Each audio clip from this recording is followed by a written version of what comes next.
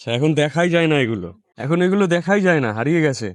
দিদিমা বলছে বুড়ো মানুষের সাথে ভিডিও করা তোমার বউ দেখলে কি বলবে। আমরা কোথাও আজ কিচ্ছু করতে পারছি না, যেখানে যাচ্ছি সেখানেই বাধা। মানে 11 জন, মানে টিম নিয়ে ওরা মাছ ধরছে।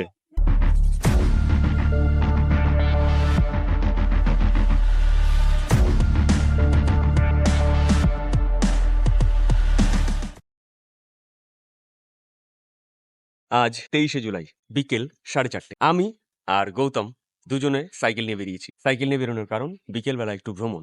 আর গৌতমের কিছু কাজ রয়েছে, ওর কাজে সাহায্য করার জন্য নয়, ওকে সঙ্গ দেওয়ার জন্যও নয়, ব্যাস সাইকেল চালানোর জন্য। ও আমাকে বলেছিল যে আজকে বিকেলে একটু বেরোবে, ওর কাজ রয়েছে। চলো, আমিও বিকেলবেলা বেরিয়ে পড়লাম ক্যামেরা নিয়ে। গৌতমের কাজে বেরিয়েছি, ওর কাছ থেকে কিছু কথা শুনি। আজকে বিকেলে দুজনে বেরোলাম। আমার একটু কাজ বলতে বাড়িতে একটা পুজোর প্ল্যান চলছে। তার মানে আবার নিমন্ত্রণ আমার। নেমন্তন্ন কি আমন্ত্রণ সেটা পরে, বাইরে একটা পুজোর প্ল্যান চলছে। যেটা ওর কাজের কথা, ওর কাজে সঙ্গ দেওয়ার জন্যই আসা। আর চলো এগিয়ে যাই, আর বাকি নতুন একটা দিন, নতুন একটা ভিডিও তোমাদের জন্য। ফুলিয়া রেল গেট, গেট পড়েছে। গাছটা দেখতে পাচ্ছ, এটা আম গাছ। সামনে কিছু গাছ দেখাচ্ছি, যে গাছগুলোর জন্য খারাপ লাগছে সবার। এই যে বড় বড় গাছগুলো দেখা যাচ্ছে, বেশ কিছু গাছ এখানে ছিল। এই বড় বড় গাছগুলো জানি না কোন অজ্ঞাত কারণে একবারে সবগুলো গাছ মরে গেছে। এখন কাটাকাটি চলছে। এইগুলো না হলেও 70-80 বছরের গাছ, আরো বেশি হতে পারে, আমি আন্দাজে বললাম, মানে লোকমুখে শোনা। ফুলিয়া রেল গেট থেকে বাস স্ট্যান্ড যাওয়ার রাস্তা। এখন গেট পড়েছে, গেট পড়ার জন্য এখানে গাড়ি ঘোড়া দাঁড়িয়ে রয়েছে।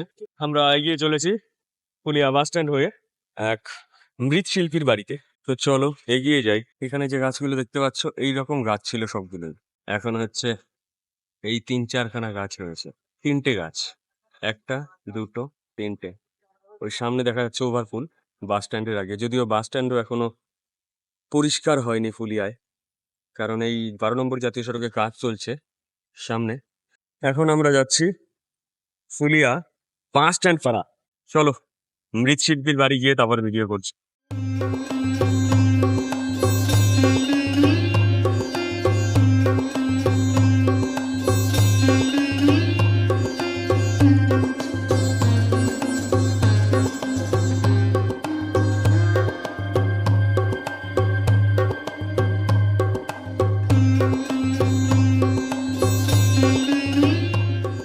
বিকেল 5টা নয়, আমি আর গৌতম সাইকেল নিয়ে বেরিয়ে পড়েছি।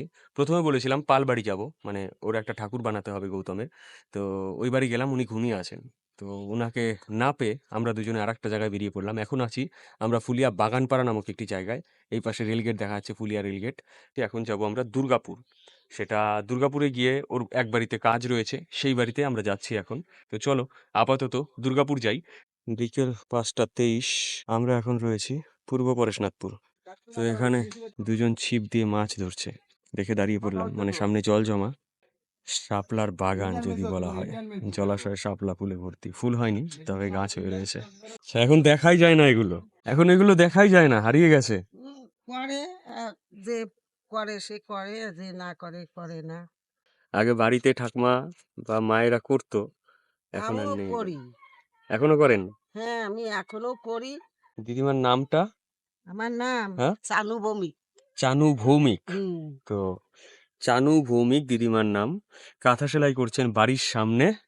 দিদিমার পাশে বসে একটুখানি ভিডিও করছি। দিদিমা বলছে বুড়ো মানুষের সাথে ভিডিও করা তোমার বউ দেখলে কি বলবে। এটা কোনো যুক্তি নয়। তো ভালো লাগে এ সমস্ত মানুষদের। তো এই সমস্ত মানুষদের সাথে বসলে গল্প প্রচুর পরিমাণে করা যায়, যদি সময় থাকে বা সময় নিয়ে যদি বসা যায়, প্রচুর গল্প হয়। তো আপাতত আমাদের সময় নেই, আমরা বেরিয়ে যাব। তো রাস্তার ধারে বসে বেশ কিছুটা গল্প হলো, কথা হলো। চলো আমরা এগিয়ে যাই, আর দিদিমা ভালো থাকবেন। বিকেল 5টা 32, ওরা মাছ ধরছে। এটা হচ্ছে পূর্ব পরেশনাথপুর, তাই তো? শালবাগান। ওরা শালবাগানে দেখো কতগুলো বাচ্চা মাছ ধরছে। নাম কি তোর? অনিকেত। অনিকেত কি? বাসফোর। বাসফোর। বাসফোর। হ্যাঁ। আচ্ছা, ওই যে দেখো কতগুলো, 1টা 2টো 3টে 4টে 5টা 6টা আমরা দল মিলে মাছ ধরছি। 7টা 8টা, আর একটা বেরিয়ে গেল 9টা। 11 জন, মানে টিম নিয়ে ওরা মাছ ধরছে। মাছ পেয়েছে, ছোট ছোট কই মাছ। আমরা এখন এগোবো। তো সামনে ঢাকুরিয়া, তারপরে দুর্গাপুর। চলো এগিয়ে যাই, ওরা মাছ ধরতে থাকুক। Tata, tata. আবার বাই, দেখা হবে। আবার দেখা হবে। প্রধানমন্ত্রী সড়ক যোজনা, এই রাস্তা। তো এখন আমরা রয়েছি ঢাকুরিয়াতে। জায়গাটা দেখো একবার, আকাশটা এত সুন্দর লাগছে সেই জন্য এখানে দাঁড়ালাম। আমরা যাব এই রাস্তাটা দিয়ে Durgapur.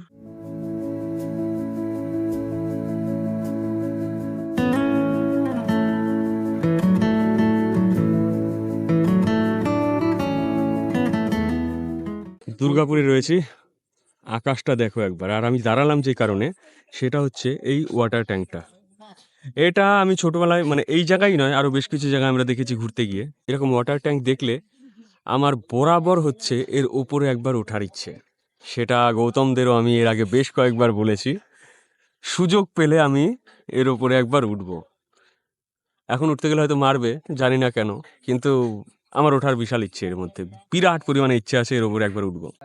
Goalpur zone 1 water supply scheme, আচ্ছা, ক্যাপাসিটি 100 CUM। চলো আমরা এগিয়ে যাই। আমরা যাব এই রাস্তাটা দিয়ে। আমরা দুর্গাপুর ঢুকে পড়েছি, আর একটুখানি রাস্তা। গৌতম যে বাড়িতে যাচ্ছে আমাকে দুর্গাপুর সেই ওয়াটার ট্যাঙ্কের ওইখান থেকে বলছে আর 5 মিনিট, তারপরে বলছে 2 মিনিট, তারপরে 1 মিনিট, এই তো সামনে। এই করতে করতে প্রায় 15 মিনিটের উপরে সাইকেল চালিয়ে ফেললাম। এখন ওই বাড়িতে আসতে পারিনি যে বাড়িতে গৌতমের কাজ। তো কি আর বলবো, দুর্গাপুর স্কুল ক্রস করে বাঁদিকে রাস্তা, তারপরে এই রাস্তাটা ধরে এসে গলির ভেতরে গৌতম ঢুকে গেছে। ও কাজ সারুক আর আমি বাইরে দাঁড়িয়ে থাকি। না, আমিও যাই, চলো।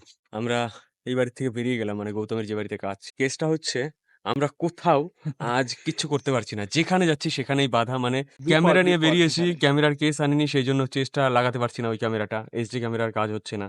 তারপর এক জায়গায় দাঁড়িয়ে ভাবলাম ভিডিওটা শুরু করবো, সেখানে কাদার মধ্যে সাইকেল পড়ে গেল। ও দুটো জায়গায় যাবে, দুটো জায়গায় নিয়ে গেছে আমাকে, দুটো জায়গায় বাড়িতে লোক নেই। এর আগে একটা জায়গায় সফল হয়নি। পালবাড়িতে গেছিলাম, যেখানে তোমাদের বলেছি যে শুরুতেই বলা ছিল যে পালবাড়ি বাড়ি যাবো আমরা, যেখানে ও ঠাকুর বানাতে দিয়েছে। ওনাকে আমরা দেখাবো বা ওনার ওখানে ভিডিও করবো। গিয়ে দেখি শুয়ে আছে ওইখানে, 15-20 মিনিট দাঁড়িয়ে রইলাম, আমরা আর ডাকিনি। তো ঘুমানো মানুষ, বয়স্ক লোক, আমরা ডাকলাম না। আমাদের ফুলিয়ার স্বনামধন্য মৃৎশিল্পী মহাদেব পাল, উনার বাড়িতে গেছিলাম। ভিডিও করা হয়নি, কারণ পারমিশন ছাড়া ভিডিও করব না। আর ওখানে আমি কথা বললাম একজন কর্মী, উনার কারিগরের সাথে। উনি বললেন ভিডিও করো না, উনার সাথে কথা বলে করো। সেই জন্য কথাটা উনার সাথে বলতে পারিনি বলে আর ভিডিও করিনি। এরপর উনার ওইখানে গিয়ে ভিডিও করব, কারণ আমাদের ফুলিয়ার সব থেকে বড় যদি মৃৎশিল্পী হয়, নাম করা, সেটা উনি। ফুলিয়ার বাইরেও উনার নাম রয়েছে, কিন্তু আমরা ফুলিয়ার মধ্যে উনাকে চিনি স্বনামধন্য মৃৎশিল্পী হিসাবে। এই বাড়িতে গৌতমের যে কাজ ছিল, এখানেও কাজ হলো না, উনি বাড়িতে নেই এখন। আবার উনি ওনার কাজে বেরিয়ে গেছেন, এখন ওখানে যাব। চলো দেখি, ওখানে গিয়ে তোমাদের সাথে দেখা হয়। এদিকে আমাদের যেটুকু টাইম ধরা ছিল সেটা বেরিয়ে যাচ্ছে। চলো ওইখানে যাই যেখানে আমাদের গৌতমের সেই কাজের লোক রয়েছে। ডান দিকের রাস্তা, বাদিকে ফুলিয়া, আর ডান দিকে এই রাস্তা দিয়েই এলাম। পেলাম না বলে আবার এই রাস্তা দিয়েই ফিরছি বলতে যেখানে উনি রয়েছেন আমরা এর উল্টো রাস্তা, মানে এদিক দিয়ে ফিরবো বলেছিলাম। এদিক দিয়েও ফুলিয়ে যাওয়া যায়, কিন্তু আপাতত উল্টো রাস্তা যেতে হচ্ছে ওনাকে খোঁজার জন্য। এখন 6টা 5। গৌতম এই পেছনে রয়েছে এক বাড়িতে, ওই বাড়িতেও কাজ করছে। তো একটুখানি এগিয়ে দেখলাম পুকুর রয়েছে, এই পাশেও একটা পুকুর আর এইখানে একটা পুকুর। তো গৌতম ফোন করেছিল, ও খুঁজে পাচ্ছে না আমাকে। তো চলো ওর ওইখানে চলে যাই। সাইকেল নিয়ে ঘুরতে ঘুরতে এক বাড়ির ভেতর দিয়ে রাস্তা, সেই রাস্তা দিয়ে আমি পুকুরে চলে গেছিলাম। তো সামনে দেখা যাচ্ছে ওই যে বাচ্চাগুলো যাচ্ছে, ওইটা পাকা রাস্তা, টোটো গেল। আমি ওই রাস্তা ধরে বাদিকে যাব। চলো গৌতমের ওখানে যাই। বাইরে বৃষ্টি হচ্ছে, 6টা 28 বাজে। আমরা দুর্গাপুর বাজারে, কখন ফিরবো কে জানে। বাইরে বৃষ্টি হচ্ছে আর আমি এই দোকানে বসে আছি। গৌতম রয়েছে আমার পেছনে ওই আরেক দোকানে, ও ওই দোকানে কাজ করছে। বৃষ্টির জন্য অপেক্ষা, বৃষ্টি থামলে আমরা বাড়ির দিকে বেরোবো। যতক্ষণ বৃষ্টি না থামছে ততক্ষণ এইভাবে দাঁড়িয়ে বসে সময় কাটাতে হবে দুর্গাপুর বাজারে। দেখি কতক্ষণ বৃষ্টি থামে। 6টা 51, আমরা দুর্গাপুর বাজারেই রয়েছি। বৃষ্টি এখন একটু থেমেছে, এখন যাওয়া যাবে, মানে ভিজতে হবে না টোটাল। এই দাদার দোকানে দাঁড়িয়েছিলাম আমি আর গৌতম। আপনার নাম দাদা? বিপ্লব দাস। বিপ্লব দাস। আর তোমার নামটা বলে দাও। সম্বিত দাস। তো ক্লাস 1-এ পড়ে ও। ওর সাথে বেশ কিছু কথা হলো, এখন বেরিয়ে যাই, সময় হয়ে গেছে আর বৃষ্টি একটু ধরেছে। এগিয়ে যাই, চল গৌতম, চলো এগিয়ে যাই। আসছি দাদা, টাটা। আমরা এই রাস্তা দিয়ে এগোচ্ছি, এটা দুর্গাপুরেই। আর একটু এগোলেই ঢাকুরিয়ার মধ্যে চলে যাব। আমরা এখনো দুর্গাপুরেই রয়েছি, দুর্গাপুর বটতলায়। এইখানে এখন সময় 6টা 59। এই বট গাছটা দেখো, রাস্তার উপর দিয়ে ঝুল পড়ে গেছে, মানে বট গাছের যে ঝুড়িগুলো পর পর পর পর, দেখতে এত সুন্দর লাগলো, সেইখানে দাঁড়ালাম।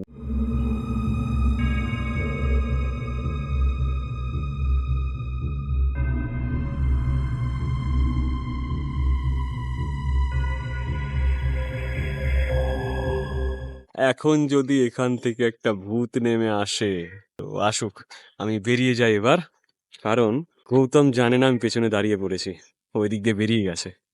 চলো এগিয়ে যাই। এইরকম অন্ধকার রাস্তা, রাস্তাটা একটু অন্ধকারের জন্যই এরকম ভাবে দেখানোর চেষ্টা করছি। টোটাল অন্ধকার, আর আকাশটা একটু দেখা যাচ্ছে, তাছাড়া কোনো খবর নেই। এটা সাহাপাড়ার ভেতরে পড়ে, অন্ধকারের জন্য এটুকু রাখলাম তো। অন্ধকারও মজা দেয়। 7:15 আমরা এই মন্দিরেই রয়েছি।